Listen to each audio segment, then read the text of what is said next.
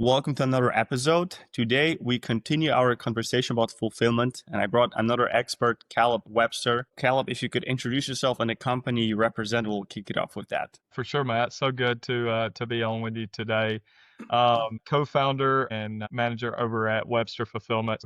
We're in the 3PL space, focused predominantly on high SKU count brands. I'm sure we'll get into some more of that later on in the call, but a lot of apparel. You started the company around 2021. That's an interesting time, I can imagine. What happened then? What made you start this company? For sure, you're not wrong. It was an interesting time to jump into the 3PL world. So, Matt, I mean, didn't grow up thinking, "Hey, I'm going to run a 3PL one day," or No? even be in supply chain in general, right? So there's a whole backstory there. It honestly really started out of necessity for us more than anything. We had some mutual connections, and before you knew it, we found ourselves fulfilling for three brands that were semi-related at the time. They were heavily apparel-focused brands, so high SKU counts, dealing with a lot of SKUs. And we saw in the industry that there was a need for 3PLs that were really good at high SKU count, high touch fulfillment. We thought we could do it better than anybody else.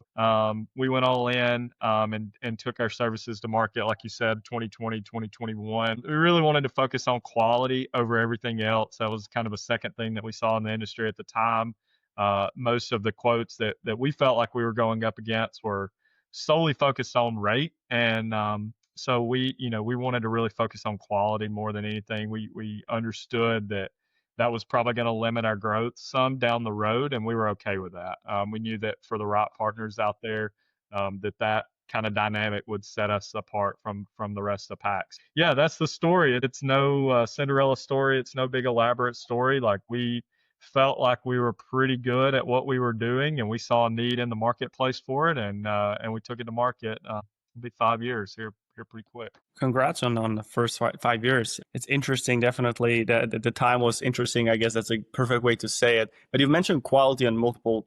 By quality, what do you mean by quality? Is that the time you deliver or fulfill the orders? Is this the way you take care of the products or guarantee that nothing's going wrong? Like, can you elaborate on that? Yeah, look, Matt, I mean, we go up against it all the time when we're quoting new business. Like, and we say this is kind of an internal slogan: we can do anything for a price, right? And that can go either way. We can do it for pennies on the dollar, but something along the way gets sacrificed in that. And so, we've just tried to take an owner's mentality in everything we've done. Every brand that we've brought on, we try to treat that brand like our own. It's not just some cliche saying for us. We truly try to live by that. And even if we see the brand doing something that we've maybe seen cross industry, saw others make that mistake, we'll try to call it out to the brand. And so quality for us means everything from how we onboard the brand to how we send that final order out the door. They're using a corrugate box. Maybe they should be using a poly mailer, vice versa. The way they bring their inventory in,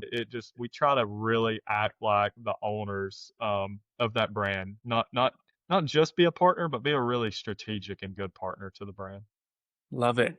Now, do you have e-commerce background as well, or like did you have your own brands? Yeah, just fulfilled for some brands that we had some acquaintances with, but no, we don't own a brand per se. Got it. Okay.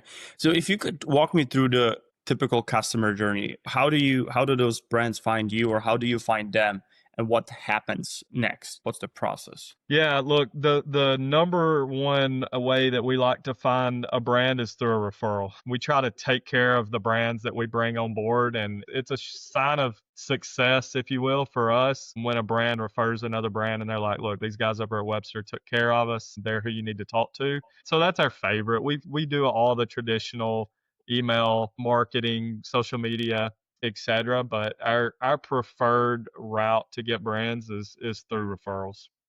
Got it. And once they come in on board, or not even come on board, first they're interested, they talk to you or your team. What's the process there? How do you find out if you have the right solution for them, or if they are a right fit? as far as order number goes per month and etc.? How does the process work there? Yeah, for sure. You don't, every brand is different, right? You can't really stereotype brands. They have different needs, they have different visions, they have different, everything about every brand is different. We rarely see brands that have significant parallels. And so for us, we start with an intro call. It all lands with our business development team at the beginning. I'm on a lot of those calls, and we just try to get to know the brand in the intro call, and them get to know us. We try to be transparent at the beginning that, hey, we're not going to be the cheapest in the market, and we know that. And so we try to not waste their time or our time. We're going to build a solution out for you that we think is best for you, and what one we think likewise will work well for us, and it'll be quoted accordingly.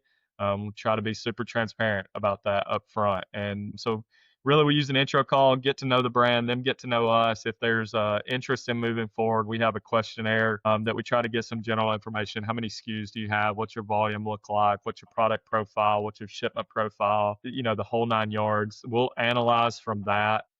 And then we just kind of let it go, where it needs to go from there, whether that be a quote, that be a follow-up conversation, that be some data analysis. It's different every time. Typically by the third, fourth call, if we've agreed on a quote and we're ready to move forward, we'll get our operations team involved at that point. And then that's when we start strategizing on, you know, what timeline to roll out, what the deliverables are, and then they're handed off to someone on our team, someone that's in-house, someone that's on the operations floor. They'll get handed off to them to kind of manage through the relationship and the partnership. They have a problem, they pick up the phone, they call us, they get a real person, we solve the problem, and then it just kind of goes from there. Got it. Do you have sometimes founders who want to visit a facility first and walk through the warehouse and see, or maybe when the product arrives at this stage? Yeah, we always open the door for that. At the end of the day, it's your product. We don't own your product, although we treat it as ours. You own the product, and so we try to make it available. We try to extend an open invitation for brands to come and see that we actually have the product. One thing that I could, first of all, this is great content for them as well. If they walk through the facility, I always like those type of content when from founders when they walk through facilities and you see these big warehouses, some robotics there too. So that's always cool. Now, one question that I had around that. So when you have a product as a brand, a lot of brands import products from overseas or from Europe or whatever. So when the container arrives with their product from Europe or whatever it's coming from, do you take care from there? They keep them inventory and send it to, for example, Amazon warehouses if they want to, or do you handle like everything from A to Z? They keep essentially all of their products at your warehouse, or do they have still their own warehouses and they just ship to you so you can handle like direct to consumer side of things? How does that work from that point? Yeah, I can't think of a use case where we're being backfilled from a owned warehouse. That's kind of what we do, right? We alleviate the brand's need to own that infrastructure. Commercial real estate's not cheap in most parts of the United States. So typically, we take that over for them. Our bread and butter is D2C. Most of what we're doing is going to the end customer, but we do support some B2B and SPS related orders. But yeah, most of the time, whether they're sourcing domestically or internationally, it's coming directly to us. We're processing that inventory and getting it ready to be shipped out. Got it. And do you handle Amazon fulfillment as well, or if someone wants to get on Prime or Walmart, so you can handle the Prime as well? Wow. And what would be the reason? Might be a naive question, but it is, I believe, a valid question for many founders there. What would be the reason to go with Caleb Webster instead of 3PL by Amazon directly? Yeah, for sure. I mean, at the end of the day, that's got to be in the business strategy, right? We try to stay in our lane and do what we do best, and we ship orders very well. And so that we feel like that you're gonna get with us. I'll speak to what I feel like the reason would be from our side. I can't speak to the other side. Of course. You get a person, right? This is not when you sign up with Webster, you're getting a person that is managing their inventory just like they were a brand A to Z employee. And so I think that's what has differentiated us and made us really good at what we do is, don't want to keep coming back to the same thing, but we act like an extension or an owner of that brand. Yeah, I mean, fulfillment is such a backbone of every e-commerce business out there. That's why I'm asking this question, because I really want to approach it from the owner's perspective. What would matter to me if I had a brand? And I want to make sure that Amazon Prime status stays If I want to ship Yeah. if I have, for example, wholesale partners, I want to set a bigger load, I can do it through you, and I don't have to really worry about where my product is stored, or where we need to figure out, how to ship bigger loads or how to ship directly to consumer from Shopify versus Amazon if we have those two channels. Yeah. Well, look, at the end of the day, like, it doesn't matter how good our processes are or how good we are. There in operations, there are problems and issues every single day. We got the economy of scale to go attack those problems. When you're a brand owner or a founder, you have 1,000 fires coming from the sales side, coming from the procurement side, coming from all angles, and so that's our claim to fame. That's what we do well, is we take the operations headaches away. It doesn't mean we do away with them. We have our own share of problems and issues that we have to solve for every day, but it enables the founder to go focus on scaling the business or improving margin or whatever it is that is on their plate that day. Love it. And from your business perspective, was it difficult to find also the technical way to integrate with, for example, Shopify? I can imagine most of your brand partners are on Shopify, so there's obviously the shipping, keeping customer in the loop where the product is, and we have this is from read a study, 40% or 50% of customer, or maybe even more, customer questions are related to the shipping, where the product Mhm. is, was it fulfilled, when is it going to be arriving. Was there any technical challenges to set that up so you have that integration with your partners? Yeah, I mean, we're very blessed and a really good WMS partner who built out a native integration with Shopify. You're spot on. About 70% of what we do is through Shopify. They have a really good integration there, and so all the tracking is automatically passed back over to is automatically passed back to Shopify and in turn back to the customer. So we don't have a lot of challenges there. And even with some of the more less used platforms, we've been able to successfully. We have a partner that builds integrations. That's what their focus is, and they've been able to build anything we needed. So that hasn't really ever been a huge struggle for us. Love it. Yeah, that's a big one. I still see brands who miss out on that first impression on their customer. When I place an order, I wait 2-3 days to find out that my order has been just handled, and then I wait another 2-3 days to find out that the product is maybe is going to be shipped, and it takes forever to actually be at my doorstep. And then I had this experience recently, so I'm talking about that. Then product was supposed to arrive on Friday, arrived on Thursday, left at our doorstep, and it's 114 at Fahrenheit outside. So Yeah. it's not a good temperature to keep products outside without us knowing. And we had no idea the product arrived. I just realized it when I get back home.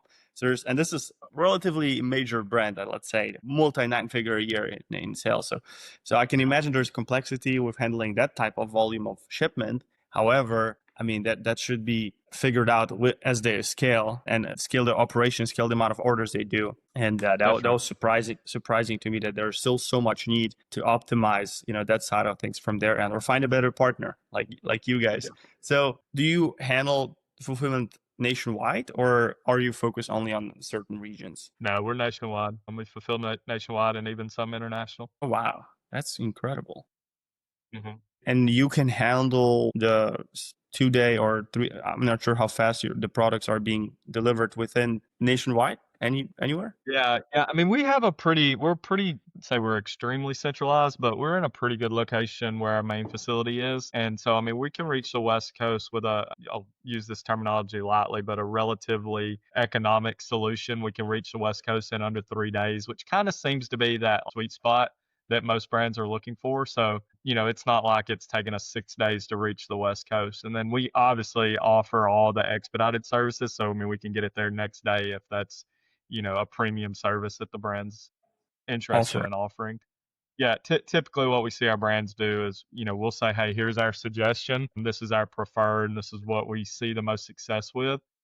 Here's our suggestion, and, kind of have a low end shipping method, maybe even a mid range, and then have that premium option where if a customer's willing to support it, then we want to make sure that we offer it. Incredible. Wow. I might have some referrals that I might send your way based on what I'm hearing so far. That sounds like an amazing solution for brands, obviously. Let's talk about AI, artificial intelligence, automations, and robotics. I feel like you could be a good person to talk about that, because you probably have Yeah. to be up to date with especially the robotics part, since you handle a large volume of very I mean, I can imagine if a person would have to fulfill all those orders, you would have to have a solid team there constantly Yep. handling stuff. So what's your take on AI automation in all those innovations that are showing up every single minute, every time you open social media, there's something new happening on the market. Like, what's your take on that, and how are you implementing any of those into your businesses? Yeah, I mean, for us, robotics and AI are two separate conversations. We bought into automation 4.5 years ago now, and have been pretty heavily automated. Automated on the receiving side, pretty heavily automated on the outbound side, with some success there. I think AI is, there's no question it's going to change the game. For us, it's how, right? It's not, the options are out there right now. It's just where do we need it? I mean, where do we want to leverage it? We've been in conversation for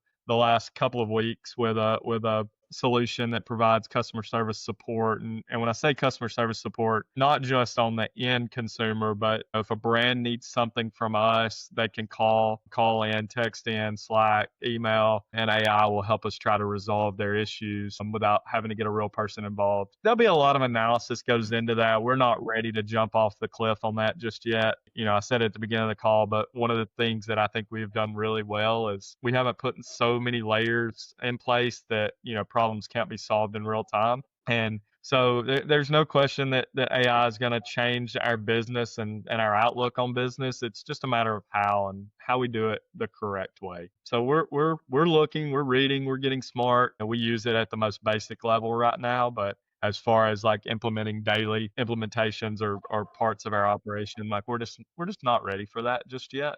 We want to make sure that when we do it the right way. Impressive. Have you ever visited any of those fully automated warehouses? I'm the only one that comes to mind is Amazon. I'm not sure if I can imagine a lot other large corporations are using those too, but have you ever visited a fully automated warehouse where there's no person needed pretty much? Yeah, no, I've not. I've not been hands on. I've certainly seen videos. It's just it's got to be the right product profile, I think, for the most part in our business where we're dealing with brands that have 50,000 SKUs. It's a little bit different, but we're semi-automated. We're by no means fully automated. And by the way, you mentioned the amounts of products. I haven't asked earlier. Do you work with brands only at a certain volume of orders a month, or can you work with a smaller brand starting out and then allow them to grow essentially with you when they handle a lot more volumes per month? Yeah, it's a tricky question, right? Like, you get 50 3PLs at the table. They're all going to tell you they want high volume, low SKU. It's what we all want. Do we turn any brands away? I mean, there have been conversations where, hey, we're not the right partner for you guys, but typically that's more than just like, hey, you don't do enough volume. We like to recognize potential, obviously. Some of the bigger brands that we serve today, looking back at day one, we're nowhere near where they are today. And had we not established that relationship on day one, we wouldn't be here to support them today. We don't, it's not black and white for us. We don't turn it, we don't turn anybody away solely based on volume. But to say that we accept everybody would be a stretch too. So, there has to be a level of trust and communication, and we talk it through and make a decision if, number one, we're the right partner for them, and then likewise. Like it. And one of my previous guests said something that stuck with me. We don't want to stay in the way of our clients' ambitions. We want to allow them to grow. That's And right.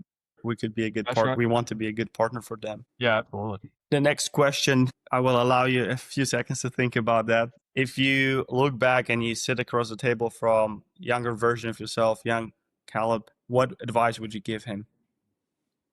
Yeah, it's easy. It's not a hard one for me. This is an internal, like kind of an internal slogan we have: jump off the cliff and learn to fly on the way down, right? Take the risk. There have been a lot of decisions that we've made in this business where we were like, oh, we don't know if we're ready. You're never ready. Jump off the cliff, learn how to fly on the way down, take the risk. You get the right people on the team, the right people in your corner, you'll figure it out. And so, without a doubt, that would be my advice to my younger self, for sure. Good one. Good one. Now, if we look into the future, what's the North Star for you or for the company? What are you specifically particularly excited about perhaps in the future? I think we're seeing this industry norm within the 3PL world where, we're living in a post-COVID world now, and a lot of things changed in the fulfillment industry coming out of COVID. I think we're seeing that start to level off now. It's going to be nice to compete against realistic quotes there for a while.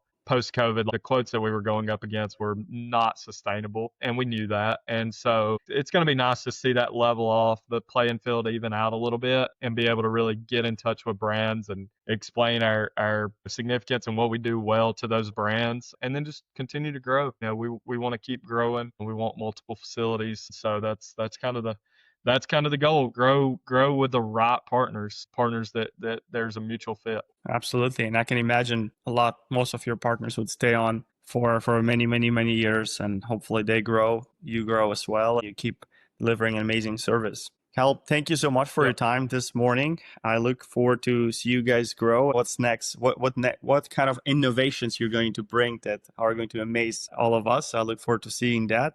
Thank you so much. For sure, Matt. Thanks for your time today.